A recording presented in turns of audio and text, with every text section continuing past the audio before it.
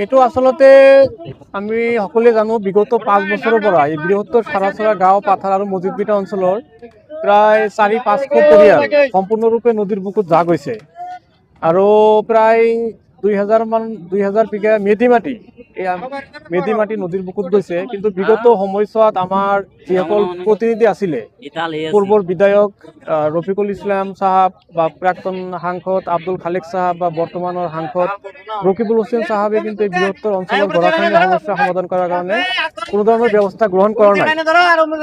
কিন্তু আমার মন্দির সমষ্টির নবনির্বাচিত বিধায়ক শ্যামালী আহমেদ সাহাব তেখেতে নির্বাচিত হওয়ার লগে লগে আমি তেখেতক অবগত করাও যে এই বৃহত্তর অঞ্চল গড়াখহনীয়া হৈ আছে আৰু আমাৰ এখন প্ৰাথমিক বিদ্যালয় আৰু এটা অংগনবাদী সেন্টাৰ ইতিমধ্যে নদীৰ বুকত যা যোৱাৰ উপক্ৰম হৈছে আৰু পৰিস্থিতিৰ জটিলতাৰ ওপৰত লক্ষ্য কৰি তেখেতে তৎকালীনভাৱে জলসম্পদ বিভাগৰ মুখ্য অভিযন্তা তেখেতৰ লগত আলোচনা কৰি এই অঞ্চলৰ গৰাখহনীয়া প্ৰতিৰোধৰ কাৰণে ইমাৰ্জেন্সি ফাণ্ডৰ পৰা 2400 পৰ্কোপাইন ইতিমধ্যে আনিছে। আজি তাৰ আনুষ্ঠানিকভাৱে লঞ্চিঙৰ কাম আৰম্ভ হয়।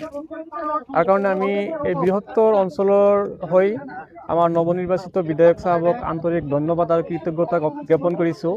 কেৱল আজি বুলি নহয়, ইয়াৰ আগতে আপোনালোকে জানে 2022-23 চনত এই বৃহত্তৰ অঞ্চলৰ গৰাখহনীয়া প্ৰতিৰোধৰ কাৰণে তেতিয়াৰ বাগবৰ সমষ্টিৰ বিধায়ক শ্যামালী আহমেদ সাহাবে 6 লাখ টকা দিছিলে আৰু সেই 6 লাখ টকাৰ কাম কৰাৰ ফলত বৃহত্তৰ শান্তিবাজাৰ বা মজিদবিটা অঞ্চলৰ যথেষ্টখিনি উপকাৰ হৈছিলে। আৰু পৰৱৰ্তী যোৱা বছৰত তেখেতে বাগবৰ সমষ্টিৰ বিধায়ক হোৱাৰ পিছতো তেখেতে আমাৰ পূৰ্বৰ জনীয়া সমষ্টিৰ গৰাখহনীয়া প্ৰতিৰোধৰ কাৰণে যোৱা বছৰতো প্ৰায় 5 লাখ টকাৰ অনুদান তেখেতে আগবঢ়াইছিল।